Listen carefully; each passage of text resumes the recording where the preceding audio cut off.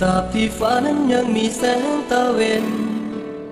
ความหนาวเย็นปกคลุมไปด้วยหมอกหนาชีวิตเปียกเหมือนดังดอกหญ้า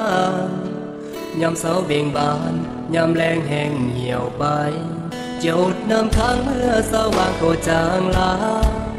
การเวลาผ่านมาแล้วผ่านไปความรักที่ยังบ่สดใสจะผ่านพ้นไปเมื่อสองใจเฮาศรัทธา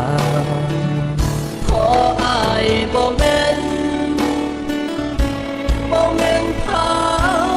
อินเป็นคนติดดิน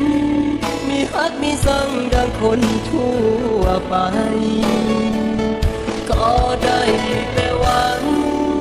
ว่าน้องนั้นสิเข้าใจบ่ได้หวังกำไรสิยอกลิ้นกินแล้วแซวนี้